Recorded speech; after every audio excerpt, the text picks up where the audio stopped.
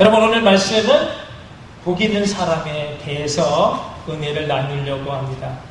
제가요, 한번 심심해서 인터넷에 세상에서 가장 재수없는 사람이 누굴까? 세상 말로 운이 가장 나쁜 사람을 인터넷에서 찾아봤더니 남의 얘기라 좀 안 되긴 했지만 재미있었습니다. 벨기에의 앤트립이라고 하는 곳에 한 가게 물건을 훔치러 들어갔던 이 좀도둑이 주인의 신고를 받은 경찰에 쫓겨서 뒷문으로 빠져나가 높은 담에 기어 도망치려고 하는데 경찰의 발목이 잡힙니다. 그러나 어떻게 가까스로 빠져서 그 높은 3m의 그 담을 그래서 뛰어넘고 내려보니까 옷을 툭툭 털고 일어나 보니까 그곳이 어디였느냐? 바로 시립교도소 안이었다고요. 아주 제대로 제 발로 걸어 들어온 것이죠. 1983년 뉴욕에 살던 칼슨 부인이 그 지병인 심장병으로 죽게 되자 그래서 의사가 사망 그 판정을 받고 관속에 안치되어 있었는데 사흘 만에 살아나 조문객들이 보는 가운데 관뚜껑을 열고 벌떡 일어난 것이었습니다. 그런데 그 바람에 그녀의 딸이 그것을 보고 놀라 그 자리에서 심장마비로 즉사했다고 합니다. 또 어떤 한 사람이 그라지에서 새로 산 오토바이를 수리하다가 그만 실수로 기아가 들어가는 바람에 그 오토바이에 끌려서 그냥 그라지 문을 부수고 구석에 처박혔는데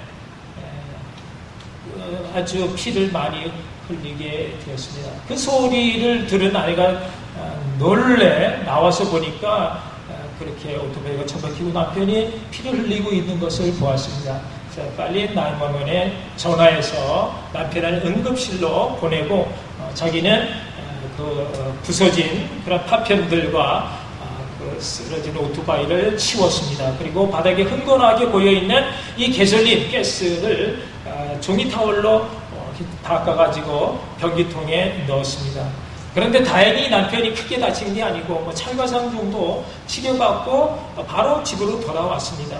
와서 보니까 찌그러진 오토바이를 보는 순간 마음이 상했죠. 그래서 한숨을 쉬면서 변기에 앉아서 담배를 피웠습니다. 그리고 담배 꽁초를 이렇게 다리 사이로 집어넣는 순간 어떻게 되겠습니까?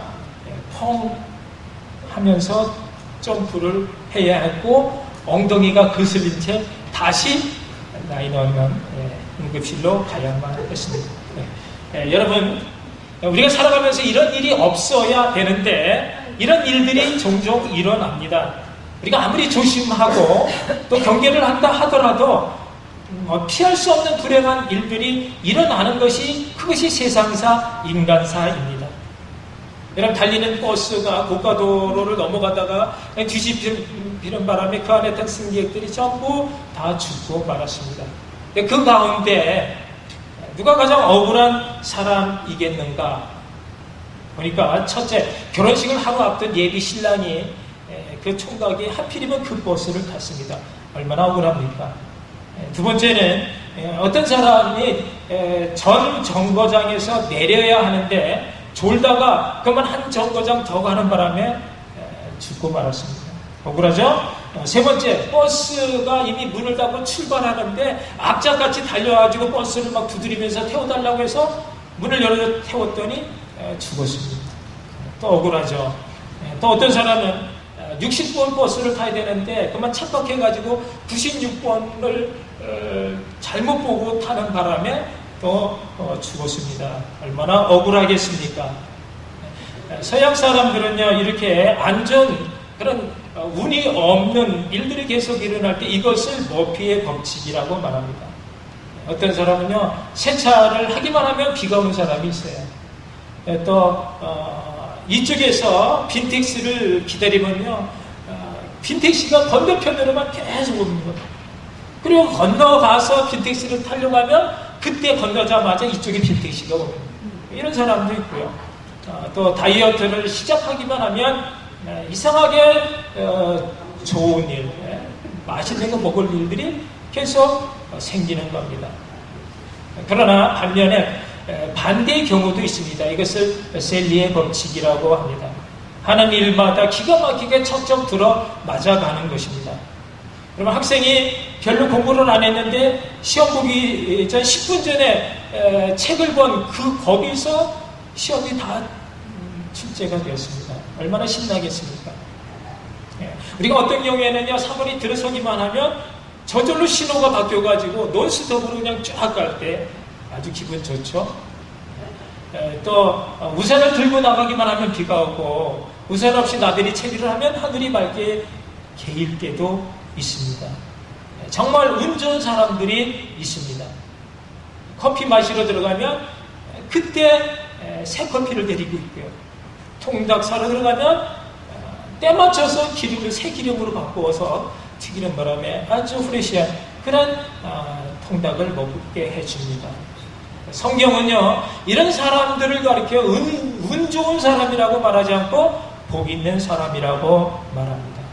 어떤 사람입니까? 만사 형통의 사람입니다. 머피의 법칙으로는요, 뒤로 넘어져도 코가 깨지지만 셀리의 법칙으로는요, 앞으로 넘어져도 돈을 줍고 뒤로 자빠져도 뒤에 쿠션이 있습니다.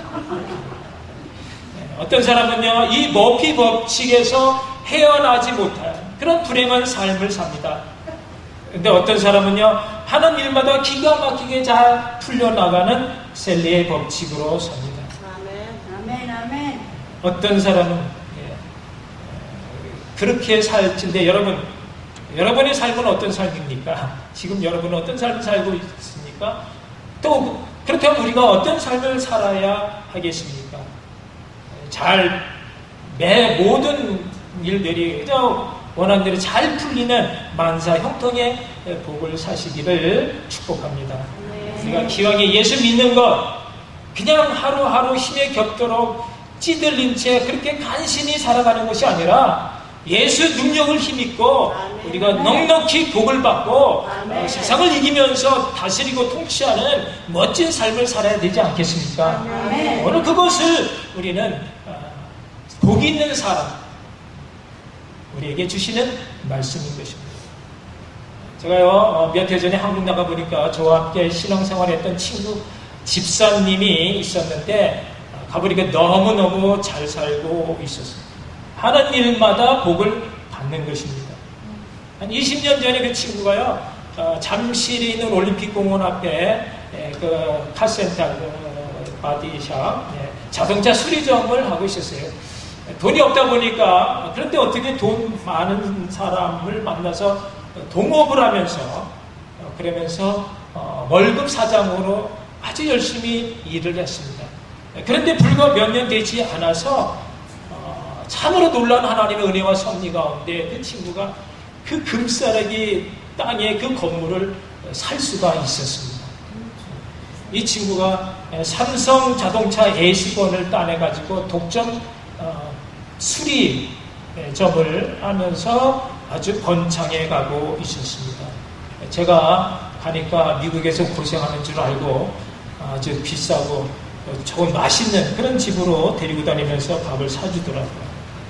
여러분, 이와 같이 하는 일마다 정말 복받고 살 수 있다면 그 인생이 얼마나 즐거운 인생이 되겠습니까?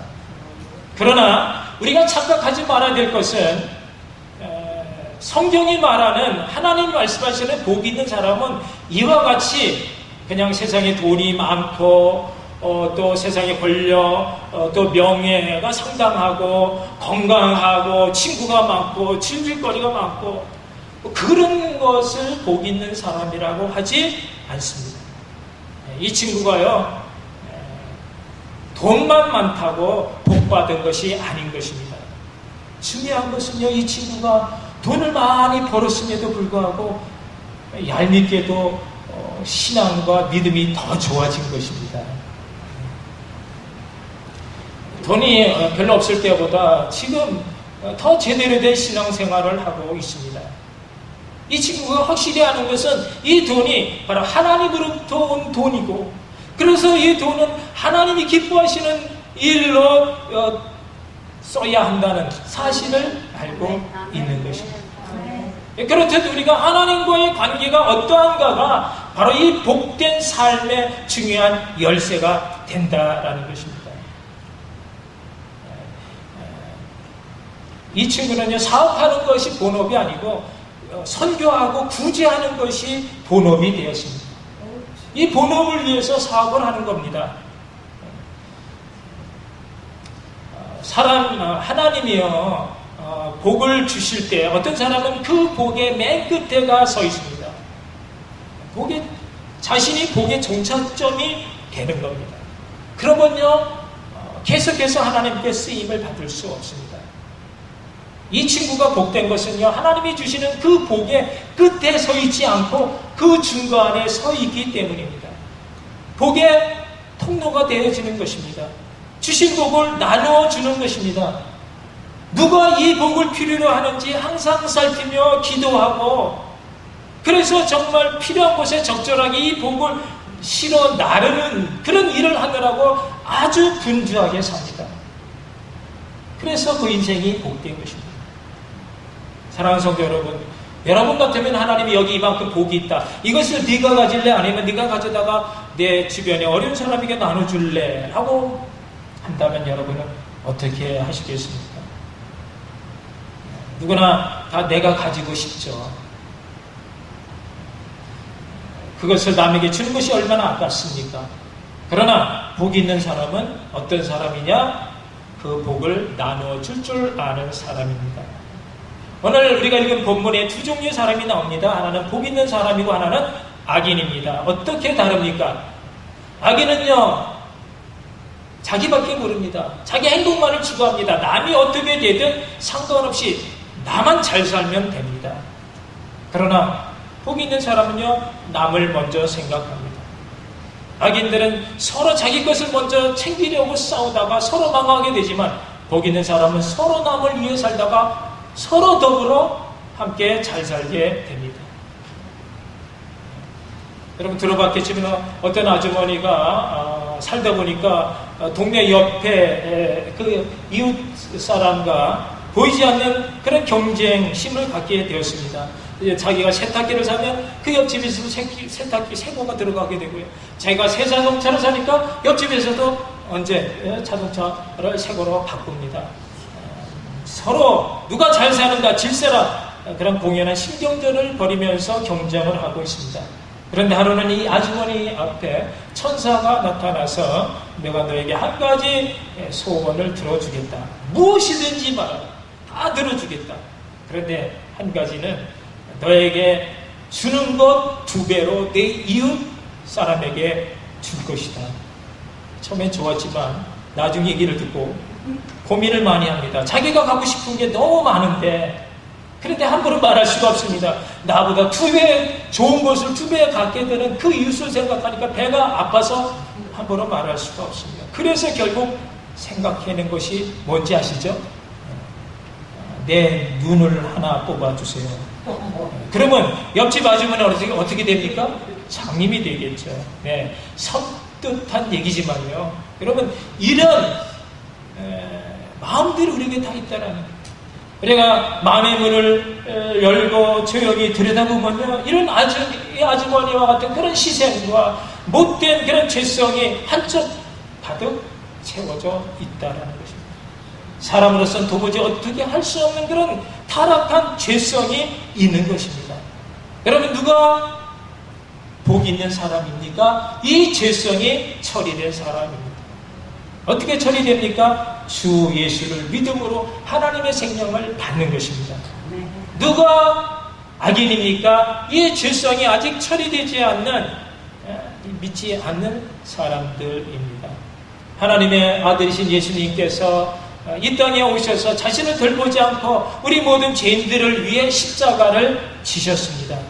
우리가 아직 죄인되어 죄값인 사망의 그늘에 앉아 하루하루 그 죽음의 삶을 살고 있을 때 죄와는 상관이 없는 그분께서 오셔서 마땅히 우리가 감당해야 할 그 모든 고난과 죽음까지도 대신 짊어지고 그렇게 죽어주셨습니다. 자신을 위해 살지 않고 남을 위해, 온 인류를 위해 사셨고 그렇게 죽으신 것입니다. 율법으로는 죽을 수밖에 없는 그런 죄인들을 위해 그 율법을 다 지켜 행함으로 그 율법을 사랑이라고 하는 새로운 새 계명으로 바꾸어 그리고 그 새 생명으로 하나님의 생명으로 우리 안에 들어오신 것입니다. 그러므로 우리가 예수 믿는 성도라고 했을 때 우리는 더 이상 죄 가운데 사는 것이 아니라 나밖에 모르는 그런 악인으로 사는 자들이 아닌 축복의 통로로서 하나님의 일을 아름답게 이루어 나가는 그런 사랑의 모습으로 사는 것입니다. 여러분, 복을 받는 사람과 복을 나눠주는 사람 어떤 사람이 더 부자입니까? 복을 받는 사람보다 복을 나누어주는 사람이 훨씬 더 넉넉한 부자인 것은 그 뒤에 계속해서 끊임없이 공급해 주시는 하나님이 계시기 때문입니다. 아멘. 축복의 통로, 복의 그런 데서는 그런 아브라함의 그런 자손으로 사시기를 축복합니다. 오늘 다윗을 통해 말씀하시는 복 있는 사람이 어떤 사람인가? 본문에 보면 악인의 꾀를 좇지 아니하고 죄인의 길에 서지 아니하며 오만한 자리에 앉지 아니하는 자. 여러분, 악인이 죄인이 되어지는 것이고 죄인이 결국은 오만 방자한 사람이 되어집니다. 우리가 꾀라고 하는 생각을 쫓다 보면 그것이 어느덧 행동으로 서게 되어지고 그 행동이 반복되어지면서 자리를 틀고 안주해버리면 이제는 도무지 돌이킬 수 없는 그런 악인의 체질이 되고 맙니다. 그러므로 아예 생각부터 아예 악은 모양이라도 버려야 하고 세상것 욕심은 아예 발을 들여놓지 말라는 것입니다. 고린도후서 6장 14절에는 너희는 믿지 않는 자들과 멍에를 함께하지 말라고 말씀하십니다. 왜 그렇습니까? 이어지는 말씀이 의와 불법이 어찌 함께하며 빛과 그림자가 어찌 서로 사귀며 그리스도와 벨리알이 어찌 조화를 이루며 또 믿는 자 믿지 않는 자가 어찌 서로 상관하리요. 그러니까 서로 완전히 다르다라는 것입니다. 상관할 수 없을 만큼 아예 근원 뿌리부터가 다르다라는 것입니다. 그러므로 가는 길이 다르고 뜻이 다르고 생각이 다르고 기쁨이 다르고 생명 자체가 다르므로 함께 할 수 없음을 알라는 것입니다. 그들은요, 복 있는 우리가 그저 복음을 전할 대상, 사랑하여 나누고 사랑을 나누고 품을 대상, 도와주고 또 이렇게 세워줄 대상은 될 수 있을지언정 그들과 함께 머리를 맞대고 의견을 나누고 연합하여 동업을 하고 동고동락하면서 몸을 섞고 삶을 나누지 말라는 것입니다. 그럴 대상이 아니라는 것입니다. 그것은 자칫 그들과 함께 악에 물들기 쉽고 죄악의 세상에 빠져버리기 때문인 것입니다. 그러므로 구별되게 살라. 탐욕으로 물들지 말고 음란으로 섞이지 말라. 그러나 여러분, 이렇게 사는 것이 말처럼 쉬운 일입니까? 어렵습니다. 우리 힘만으로는 이런 세상 유혹과 또 우리 안에서 순간순간 불뚝불뚝 일어나는 그런 육체의 정욕적인 부분들을 다스리고 억누르기가 너무나 힘겹습니다.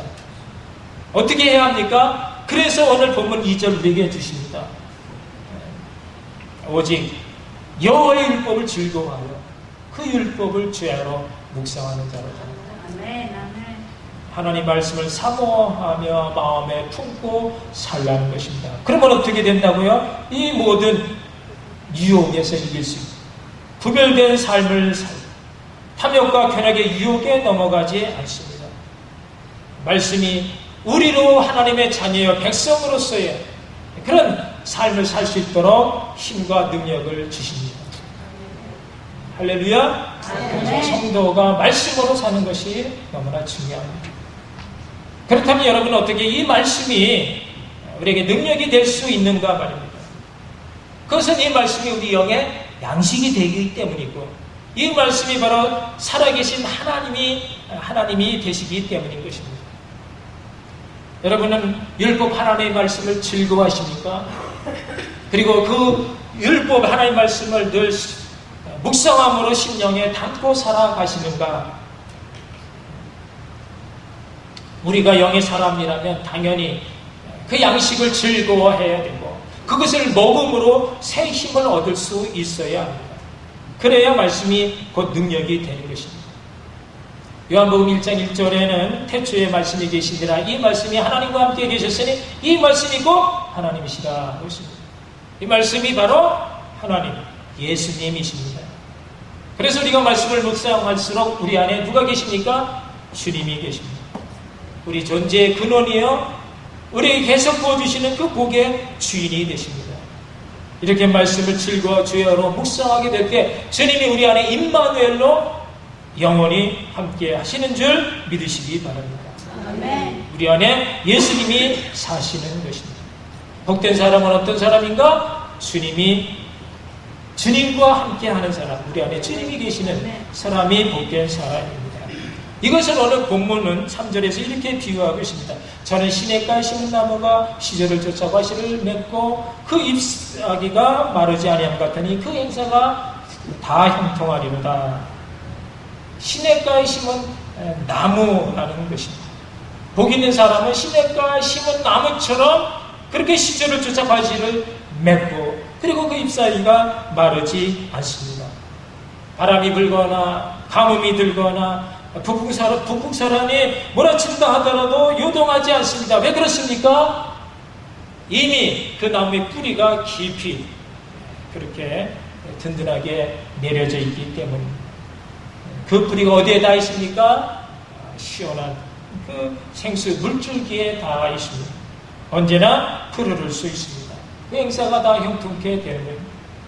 여러분, 복 있는 사람은 무엇을 하든지 다 형통케 됩니다. 왜 그렇습니까? 그 뿌리가 말씀에 닿아 있기 때문입니다. 하나님이 그 안에서 역사하는 것입니다. 셀리의 법칙으로 사는 것입니다. 머피의 법칙이 온다 하더라도 하나님의 능력으로 이 머피를 셀리로 바꾸는 것입니다. 여러분, 이승복 박사라는 분 들어보셨죠? 1973년에 미국으로 건너와서 초등학교 때부터 올림픽 금메달을 대한 꿈을 꾸고 체조 선수로 아주 열심히 맹훈련을 받았습니다.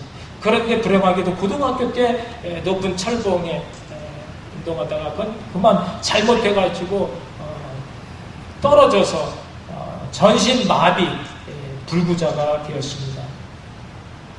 머피의 법칙이 찾아간 것입니다. 죽을 만큼 절망되고 낙심되었지만 하나님을 믿었던 그는 세상에 우연은 없다. 하나님의 치밀한 계획과 섭리가 반드시 있다 생각하고는 주님만 바라보고 정말 열심히 공부했기 때문에 그래서 그가 그 모든 장애를 딛고 세계에서 가장 권위 있는 최고의 재활 의사가 될 수 있었습니다. 머피를 셀리로 바꾼 것입니다. 여러분, 하나님의 말씀은 살아있습니다. 운동력이 있습니다. 잠든 영혼을 깨웁니다. 병든 육체를 고치어 강건케 합니다. 죽은 영혼까지도 일으켜 세워줍니다. 그렇기 때문에 우리 내면에 이런 하나님 말씀이 깊이 뿌리 내리면 우리의 믿음은 견고해집니다. 어떤 상황과 역경 속에서도 흔들리지 않습니다. 여러분, 하나님의 말씀은 성령의 검이라고 했습니다. 자유의 날선 어떤 것보다도 예리하여 우리의 혼과 영과 관절 및 골수까지도 찔러 쪼개기까지 우리의 속사람을 강건케 할 뿐만 아니라 후시탐탐 우리를 향해 공격하는 그런 악한 영의 괴계들을 다 물리치고 강력한 진들을 다 파하는 것입니다. 그런 능력이 말씀 안에 우리 안에 있는 것입니다. 여러분, 말씀을 따라 사시기를 바랍니다.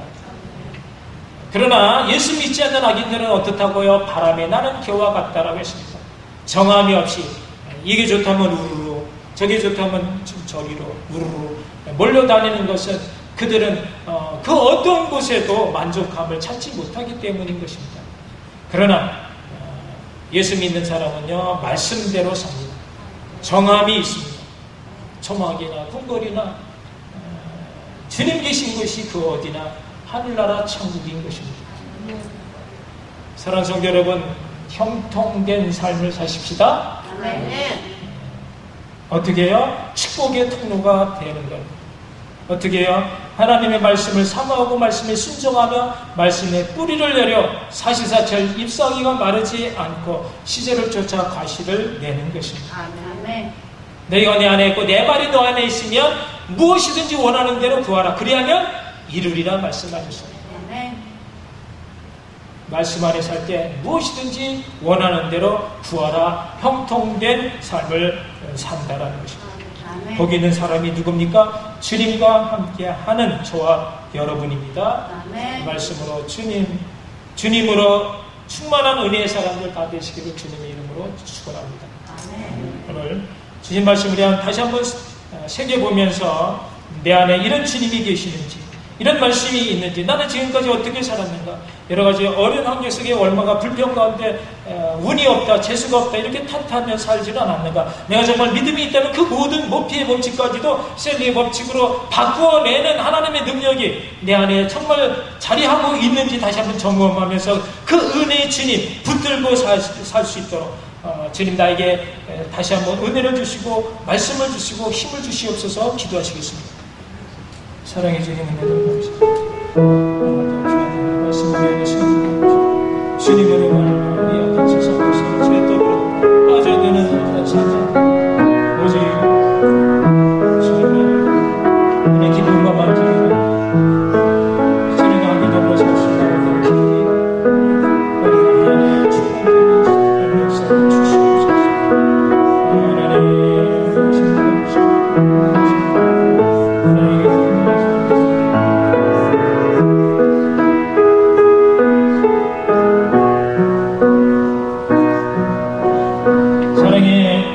하나님 은혜를 감사합니다. 오늘도 어김없이 찾아오셔서 우리의 잘못된 부분 비춰주시고 고쳐주시고 새롭게 해주시고 우리로 하여금 하나님 능력으로 살 수 있는 하나님의 자녀가 됨을 다시 한번 확인케 해주시니 감사를 드립니다. 이제는 어떤 상황 속에도 흔들리지 않는 그런 믿음과 그 말씀과 그 은혜 가운데 정말 세상에 복 있는 사람으로 그 복을 나눠주는, 그래서 어려운 사람에게, 힘든 사람, 방황하는 영혼들에게 생명의 길로 인도할 수 있는 하나님의 능력이 우리 안에 넘쳐날 수 있는 그런 은혜로 우리를 새롭게 하여 주시옵소서. 임마누엘로 늘 함께하여 주시옵소서. 예수님 이름으로 기도합니다.